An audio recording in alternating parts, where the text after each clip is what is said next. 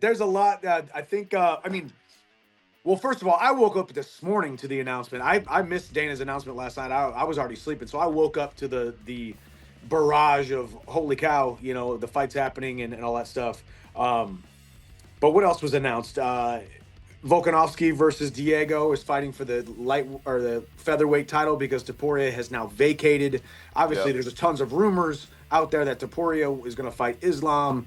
Who knows, man? Like, there's, I had some good conversations, and there's some big possibilities going on out there, and so far everything I've been told has come to fruition as far as what has been announced currently. So, we'll see. I mean, all I know is I am very blessed and fortunate to be in the coolest, the funnest, the most violent, the most exciting division in the UFC, in the entire world. And now you got Ilia Topuria jumping into the mix. We just had Max Holloway jump into the mix. I mean, it's the who's who. It's the coolest division to be a part of. And now I get an opportunity to fight a guy that I love the matchup. And he's a big star. Like people like him. I'm a fan of Paddy. If you're not a fan of Paddy, he's a fun guy to watch, both inside the octagon, outside of the octagon. He and I have been very cordial over the years, and now I'm excited to go out there and compete against him. As you can see by me taking this fight, as you can see by me wanting to get back in there, being in a hurry to get back in there, I'm still extremely hungry. I had a great training camp last camp. I was extremely confident, so I plan on doing that again the next 8 weeks against Paddy Pimblett, and showing up April 12th in Miami, knocking his block off, doing a couple backflips, ripping off a promo, and I'm going to remind the UFC world, the UFC fans, why I deserve to be in the top discussion.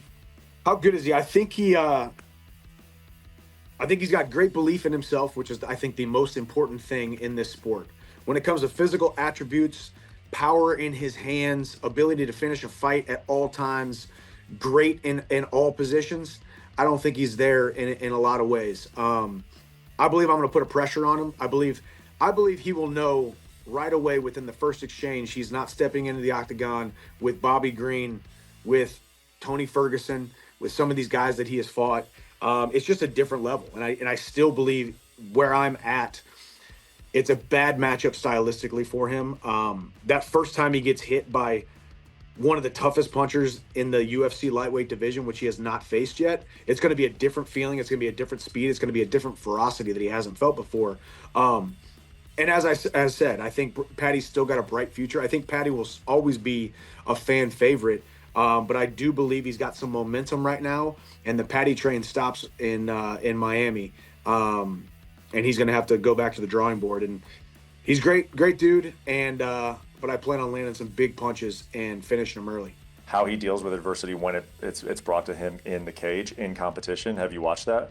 Yeah, obviously his UFC debut, he got dropped and had some adversity there and was able to come back.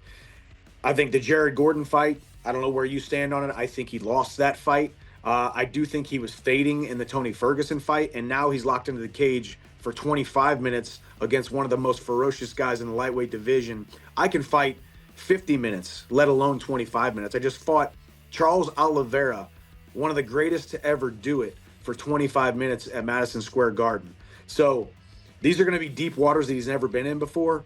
Yeah, I mean, I truly believe, as I've said, I don't think he's ever been hit by anybody, even in the same stratosphere as me. And there's a lot of things that are daggers in my side and my stomach from that last fight against Charles. But I did show a lot of shades of some maturity and a little bit of veteranship, a little bit of, as I said, trying to win by one instead of trying to win by 1,000, to where I'm going to put a pace on Paddy and pressure on Paddy like he's never felt before. He always kind of evades. He ran away against a lot of the guys. If anybody's got any kind of shows any kind of threat, he kind of comes in and bounces around and moves around a lot, throwing some kicks. He's going to try to stay away. He's going to try to stay away from me, and I'm going to slowly and methodically and surgically walk him down until his heart rate gets so high that the lactic acid sets in. He starts second guessing himself. He's going to be on his back foot. His back is going to be close to the cage, and I'm going to land a right hand or a left hook and put his lights out within the first couple rounds.